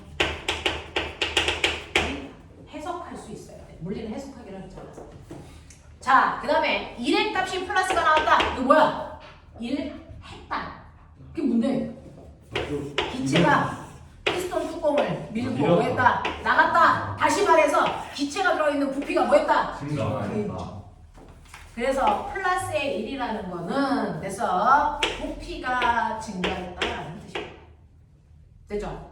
자, 마이너스면 부피가 감소했다 이 뜻이고요. 0이다라고 하면 기체가 들어있는 피스톤 뚜껑에 부피 변화가 없다 이런 뜻입니다. 알아들어? 네, 이 얘기예요. 자, 그래서 이렇게 해석할 수 있으시면 되겠습니다. 자, 그럼 이거 가지고 현란하게 한번 해보죠. 신기한 거 보여줄게. 카르노 순환기란이라는 게 있어요. 됐어. 자, 여러분들이 알고 있는요. 열 받으면 그 열로 일할 수 있는 장치. 증기기관. 네, 그걸 우리가 열기관이라고 합니다. 열 받아서 그걸로 일할 수 있는 장치를 우리가 열기관이라고 하는데, 그래서 이걸 한국말로 뭐라고 해? 엔진. 는 영화 아니에요? 아니지. 너네가 알아듣는 게 한국말 아니야? 너네가 열기관이라는 단어 못 알아듣잖아. 엔진은 알아듣잖아. 엔진은 한국말, 열기관은 외래어. 됐어. 그런 거지. 자, 엔진. 그래서 네, 열기관인데요. 그 중에서 우리 자동차에 있는 열기관은 내연기관이니 외연기관이니? 내연기관이지. 됐어? 근데 우리가 옛날에 치키포 됐어? 외연기관이야. 알겠어? 네. 자, 외연기관으로 만든 맨 처음에 그 열기관. 칙칙폭폭 했을 때. 증기기관. 네, 증기기관. 그 증기기관의 시스템을 설명하는 게 카르노 순환기관이에요. 됐어? 네. 근데 왜 기차가 움직일 때 칙칙폭폭이라고 했을까? 소리가 아니야. 에너지 전환을 얘기한 거야. 네. 봐. 카르노 순환기관. 볼게요.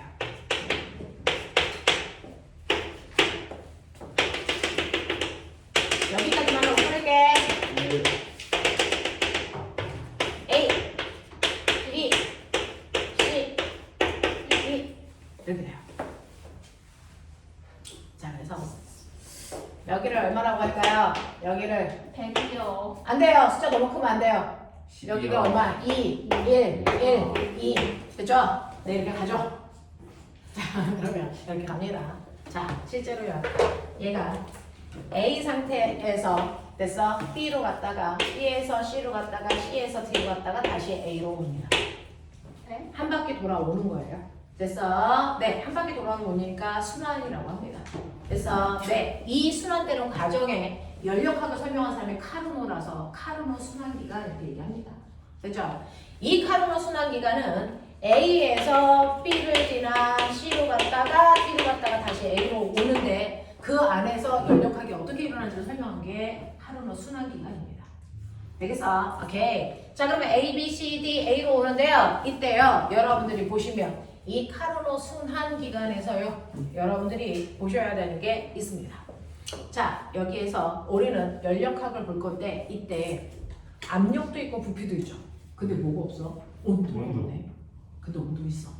온도는 그래서 변화하는 거. PV 곱한 값이 온도와 비례한다 그죠? 그러니까 그 곱이 바로 온도인 거야. 됐어? 네. 그러면 A는 PV 곱한 값이 얼마니? 1. B는 2. C는 4.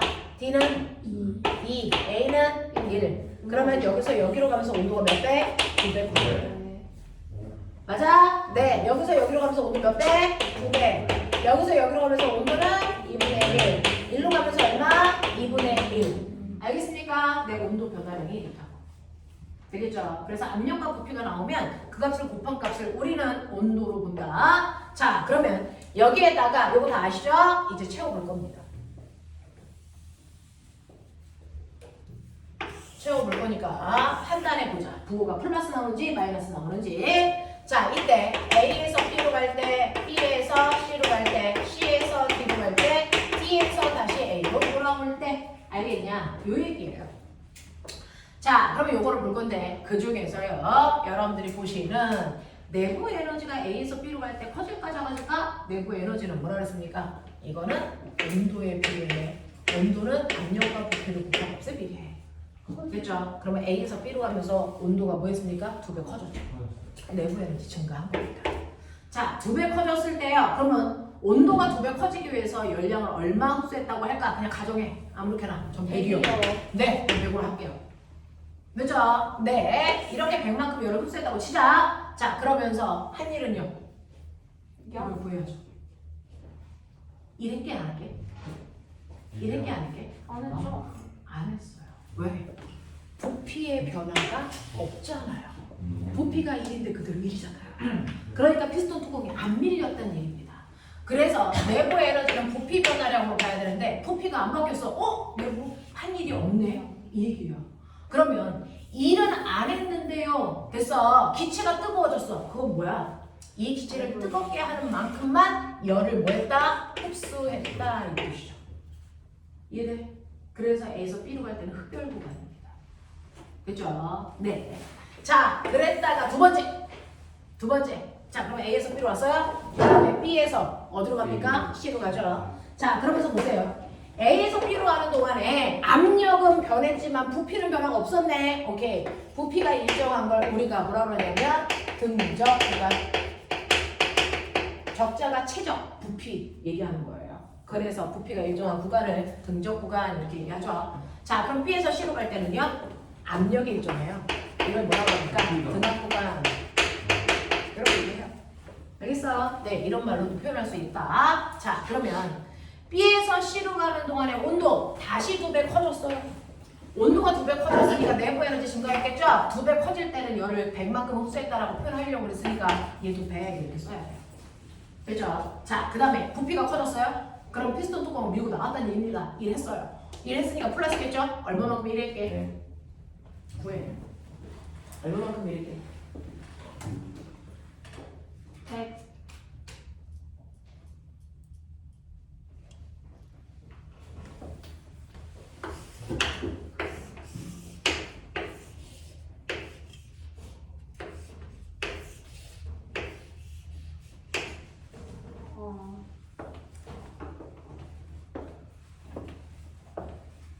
첫 번째, 한 일을 구할 수 있어요? 있습니다. 100이요. 어떻게 해요? 저 그래프 있습니다. 한 일이.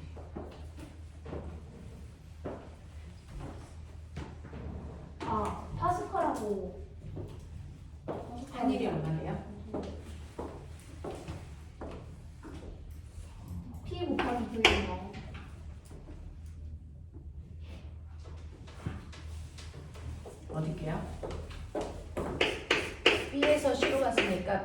실용하는 그래프 밑에 있는 면적이 한일의 양이에요. 왜 그렇게 해요? 아, 파스칼이 한일은요. 1 곱하기 밀구간 거리죠. 근데 밀고 한 거리 나는데. 네. 근데 여러분들이 알고 있는 것처럼 압력은 뭐예요? 단위는 적당히 누르는 힘이죠. 네. 그러면 F는요? CA. 밀고 있는 압력에다가 그 압력을 받는 피스톤의 면적이니까 이걸 곱하면 받는 힘이야. 그리고 얘가 밀고 간 거리. 그러니 여기에다가 압력에다가 면적을 곱하고 밀고 간 거리를 곱하는 건데 이게 뭘까요? 부피 이게 바로 증가량이요. 네, 변화된 부피량입니다. 그래서 기체에서의 한일은요, 압력 곱하기 부피 변화량입니다. 압력 곱하기 부피 변화량이야. 됐죠? 그러면 압력에다가 부피 변화량이니까 압력, 부피. 그래서 이 그래프 밑에 있는 면적. 이게 바로 한일이에요. 기체의 한일은 이렇게 구합니다. 압력 곱하기 부피 변화량. 알겠죠? 네, 이렇게 구합니다. 자, 그래서 얘가 한일은 2입니다. 그러면 기체 내부 에너지를 100만큼 증가시키고 한일이 이만큼 있으려면 얘는 이때 열을 102만큼 흡수했구나. 이게 됩니다. 되겠죠? 그 다음에 C에서 뒤로 갑니다. C에서 뒤로 갈 때도 부피가 변화 없는 등적 구간입니다. 자, 부피의 변화가 없다는 얘기는 한일이 없다라는 얘기입니다. 피스톤이 안 움직였으니까. 됐죠? 내부 에너지는요. 요번에는 온도가 절반으로 줄었어요. 2배 높아질 때가 100을 흡수한 거면 온도가 절반으로 내려갈 때는 100만큼을 방출했다고 보는 게 논리적 사고입니다. 됐죠? 그러니까 얘는 열을 100만큼 방출하는 구간이라는 얘기입니다. 되겠어? 자, 그 다음에 D에서 A로 가는 구간이요. 압력이 일정하니까 이거 분력 구간입니다. 자, 온도가 또 2배만큼 감소했으니까 이때 100만큼 방출했다고 보시면 되고요. 자, 이때는 일을 받았니 했니? 일을 했죠. 부피가 원래대로 돌아왔습니다. 됐어? 이걸 일을 했다라고 표현합니다. 그러면 일을 했으니까 할 일 얼마입니까? 똑같습니다. 이 그래프 밑에 있는 넓이 요거 얼마? 1. 알겠습니까? 되겠냐? 이렇게 보여요. 그래서 한 바퀴 돌아 제자리로 돌아왔어. 됐어? 이게 순환 기간이야. 그래서 얘가 한 바퀴 돌아오면서 D에서 A로 갈 때 에너지를 100일만큼 방출했다고요. 자, 그러면 결론이 뭐예요? 결국은 그럼 선생님 A에서 출발해서 A로 왔다는 얘기잖아요. 네, 순환해서 돌아왔어요, 제자리로. 이때 총 출입한 열의 양은 얼마인지? 0. 얼마입니까? 2입니다. 흡수한 거 200이, 방출한 거 201. 됐어? 얘는 정확하게 한 바퀴 흡수하면서 1만큼의 에너지를 얻게 된 거죠, 기체가. 됐죠? 그러면 이때 내부 에너지의 변화는 0입니다. 왜? 제자리 온도로 돌아왔으니까. 제자리 온도로 돌아왔으니까. 온도 변화는 없습니다. 그러면은 됐죠? 흡수한 한일은요? 1. 네. 그럼 결국은 뭡니까? 외부에서 1만큼 흡수한 열이 기체의 한일이다. 이거죠? 근데 얘 어디 있을까요? 열량의 결과. 얘 어디 있어요? 어디 있게요? 면적? 이 사이에 있는 면적입니다. 나갔다가 이게 2입니다.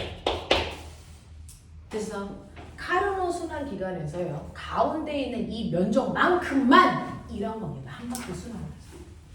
맞아. 이해죠. 납득되냐?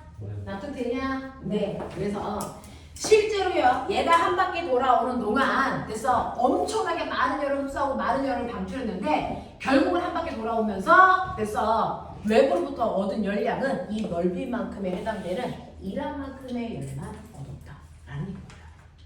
그럼 결국 보세요. 저 외용기간 열 효율이 어떤가요? 요즘엔 자동차 엔진의 효율이 뭐 42%야 이런 거 나오잖아요. 쟤는 엔진의 열 효율이 얼마일까요? 1%요. 열 효율이라는 건 얼마만큼의 열을 됐어 받아서 얼마만큼 일하는데 썼냐 이거죠. 됐어. 네. 그래서 엔진을 우리가 쉽게 그릴 때 정신 차려. NG를 가장 스탠다드하게 그릴 때 이렇게 그려요.